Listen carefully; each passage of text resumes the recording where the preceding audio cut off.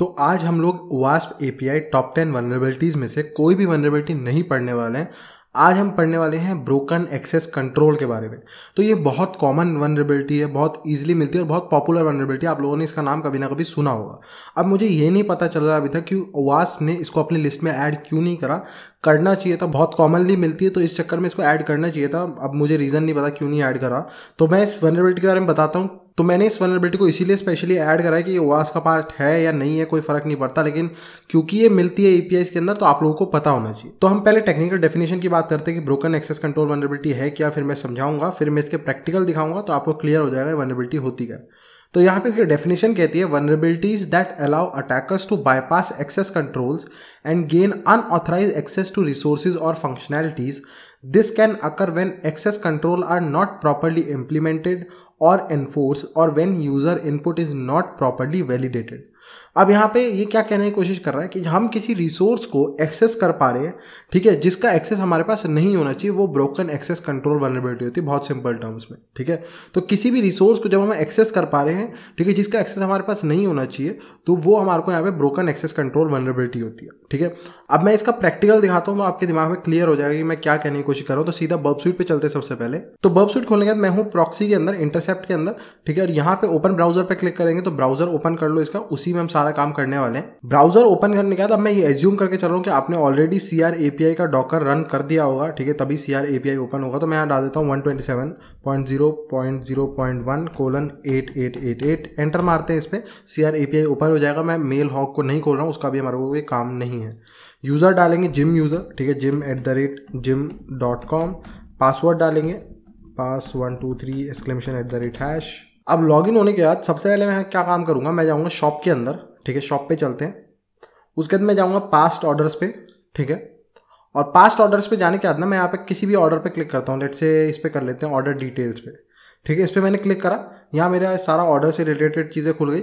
अब मैं इस रिक्वेस्ट को देखूंगा जाके बर्ब सूट में कि ये रिक्वेस्ट दिखती कैसी है। अब बर्ब सूट पे आते हैं। बर्ब सूट पे आने के बाद मैं जाऊँगा HTTP हिस्ट्री के अंदर, यहाँ पे मेरे को सारी HTTP हिस्ट्री दिख जाएगी। अब मैं यहाँ पे अपनी जो CR API वाली URL है इसको सेलेक्ट करूँगा, राइट क्लिक करेंगे, ऐड टू स्कोप कर लेंगे। उसके बाद यहाँ ऊपर फिल्टर पे क्लिक करेंगे, show only in scope items, apply करेंगे और यहाँ पे हमारे को बाकी सब हट जाएगा, सिर्फ हमारे को CR API वाली जो URLs हैं वो दिखाई जाएगी, ठीक है।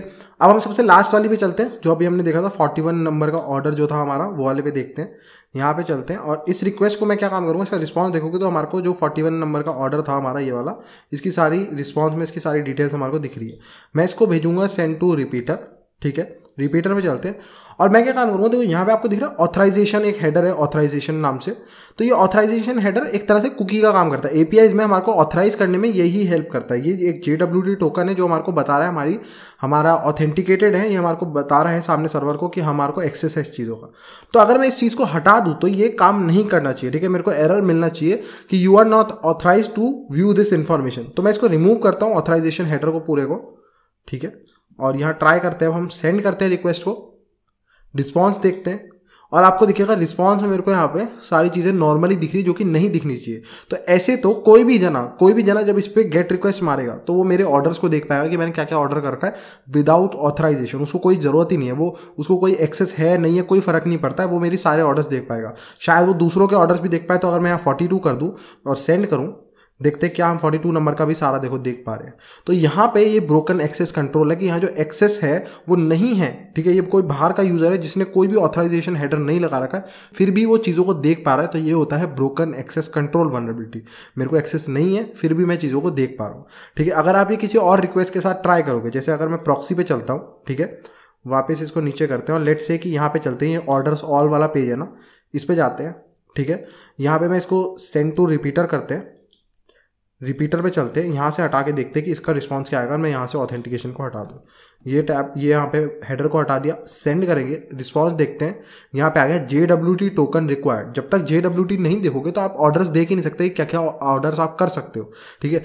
तो बाकी सब हर पेजों पे यही आएगा, लेकिन एक जगह पे यहाँ पे ब्रोकन एक्सेस कंट्रोल वनरेबिलिटी, क्योंकि वहाँ पे ऑथराइजेशन जो हेडर है वो चेक नहीं हो रहा है। तो कोई भी ऑर्डर्स की जो हिस्ट्री है वो देख पाएगा, मेरी भी और किसी भी यूज़र की, विदाउट ऑथराइजेशन, ठीक है। तो वहाँ पे एक ब्रोकन एक्सेस कंट्रोल वनरेबिलिटी है, ठीक है। एक एग्जांपल ये हो गया। अब मैं आपको दूसरा दिखाता हूँ। तो वापस वेबसाइट पे चलते हैं। तो वापस वेबसाइट पे मेन पेज पे हूँ मैं इस समय, ठीक है, जो CR API का डैशबोर्ड है, इस पर कॉन्टैक्ट मैकेनिक पे क्लिक करेंगे, और यहाँ पे मैकेनिक को सेलेक्ट कर लेंगे, जॉन को, और डिस्क्रिप्शन में कुछ भी डाल सकते हो, हेलो डाल देते हैं, ठीक है। और यहाँ पे सेंड सर्विस रिक्वेस्ट करते हैं, इसको ओके करेंगे।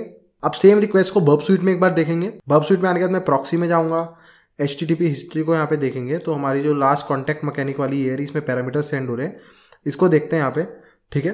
तो ये हमारी यहाँ पे ये रिक्वेस्ट जा रही है। अब इसमें आप देखोगे इसका रिस्पांस क्या है। इसमें रिस्पांस में हमारे को इसने रिपोर्ट लिंक दिया है, ये रिपोर्ट लिंक ये रहा, इसको कॉपी करेंगे और इसको ब्राउजर में खोलेंगे। अब ब्राउजर में आने के बाद मैं इसको पेस्ट कर दूंगा, ये जो रिपोर्ट लिंक मिला है, एंटर मारेंगे। अब हमने यहाँ पे पहले एक आइडोर वनरेबिलिटी ढूंढी थी कि आइडोर में क्या था, हम ये आइडेंटिफायर चेंज करके कुछ भी चीज़ें कर सकते हैं। तो यहाँ पे इसको अगर हम 1 कर देंगे तो 1 नंबर की रिपोर्ट दिखेगी मेरे को, 2 कर देंगे 2 नंबर की, जो भी है। अब यहाँ पे एक ब्रोकन एक्सेस कंट्रोल वनरेबिलिटी भी है, वो क्यों है यहाँ पे वो दिखाता हूँ मैं आपको। इसको बर्ब स्वीट में सेम रिक्वेस्ट को एक बार देखेंगे तो वापस HTTP हिस्ट्री पे आएंगे, जो अभी हमने करंट रिक्वेस्ट करी उसको देखते हैं, कॉन्टैक्ट मैकेनिक वाली रिपोर्ट जो हम देख रहे हैं। अगर आप देखोगे इसमें हमारे को सारी डिटेल्स दिख रही है, लेकिन इसमें भी ऑथराइजेशन हेडर नहीं है। तो यानी कि कोई भी जना चाहे वो इस वेबसाइट पे अंदर आने के लिए ऑथराइज है या नहीं है, वो हमारी रिपोर्ट्स को देख सकता है। अब ब्रोकन एक्सेस कंट्रोल वनरेबिलिटी और आइडोर वनरेबिलिटी में आपको यहाँ पे डिफरेंशिएशन सीखना है, ठीक है। आइडोर वनरेबिलिटी दोनों जगह हो सकती है, ठीक है, जहाँ पे ऑथराइजेशन हो रही है या नहीं हो रही, दोनों जगह पे हो सकती है। अब यहाँ पे देखो, यहाँ पे कोई ऑथराइजेशन नहीं है, तो यहाँ पे आइडोर वनरेबिलिटी फिर भी है, क्योंकि हम आइडेंटिफायर की वैल्यू जो 421 या 31 था उसको बदल के 1 करा तो 1 नंबर की रिपोर्ट देख पा रही है, ये आइडोर वनरेबिलिटी है, ठीक है। ब्रोकन एक्सेस कंट्रोल वनरेबिलिटी क्या है कि यहाँ पे ऑथराइजेशन नहीं है। अब लेट्स से कि मैं लॉगिन करता हूँ एक, ठीक है, मैं लॉगिन करा, मेरे को एक ऑथराइजेशन हेडर मिल गया, ठीक है। अब ऑथराइजेशन हेडर मिल गया मेरे को, मेरी कुकी मिल गई, तो अब मैं दूसरों की रिपोर्ट देख पा रहा हूँ। ये खाली एक आइडोर वनरेबिलिटी, क्योंकि यहाँ पे उसके लिए ऑथराइजेशन लग रही है, ऑथराइजेशन का हेडर है, लेकिन यहाँ पे दोनों ही चीजें नहीं है, यहाँ पे ऑथराइजेशन का हेडर भी नहीं है, तो ये ब्रोकन एक्सेस कंट्रोल वनरेबिलिटी होगा। दूसरा, मैं किसी की भी रिपोर्ट देख पा रहा हूँ, ये आइडोर वनरेबिलिटी, तो यहाँ दोनों है। अगर यहाँ पे ऑथराइजेशन वाला हेडर होता, मेरी कुकी सेट होती कि जिस जन की कुकी है वही सबके देख पा रहा है, तो यहाँ खाली आइडोर वनरेबिलिटी है, ठीक है। अगर यहाँ पे ऑथराइजेशन भी नहीं है और मैं किसी का भी देख पा रहा हूँ, तो यहाँ IDOR plus broken access control vulnerability, ये आपको समझना है। यहाँ पे ऑथराइजेशन की कमी है, यहाँ पे वो हमसे मांग ही नहीं रहा है कि इस चीज़ का आपको एक्सेस है भी या नहीं, पूछ ही नहीं रहा है, वो सीधा सब कुछ दिखा रहा है। तो ये हो गई यहाँ पे एक और ब्रोकन एक्सेस कंट्रोल वनरेबिलिटी, ठीक है। एक और मैं दिखाता हूँ आपको ब्रोकन एक्सेस कंट्रोल वनरेबिलिटी, वो इनसे काफी डिफरेंट है। तो उस वनरेबिलिटी को देखने के लिए हम यहाँ पे क्या काम करेंगे, यही HTTP हिस्ट्री पे रहेंगे। HTTP हिस्ट्री में आपने देखा होगा, हमने कॉन्टैक्ट मैकेनिक वाले पे करा था ना, कॉन्टैक्ट मैकेनिक जिसमें पैरामीटर सेंड हो रहा था।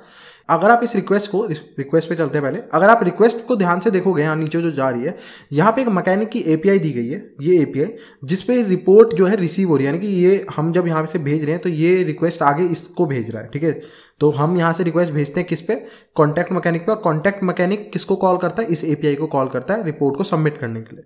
तो अगर मैं यहाँ पे इसको बदल दूँ, इसको बदल के कुछ और कर दूँ तो क्या होगा, ठीक है। तो यहाँ पे ट्राई करते हैं सेंड टू रिपीटर, और यहाँ पे google.com डाल के देखते हैं, तो देखते हैं क्या हम google.com को रिक्वेस्ट लगवा पाएंगे या नहीं, ठीक है। तो मैं यहाँ पे क्या काम करता हूँ, इसको बदलते हैं और यहाँ कर देते हैं HTTP google.com, ठीक है, / सेंड करते हैं।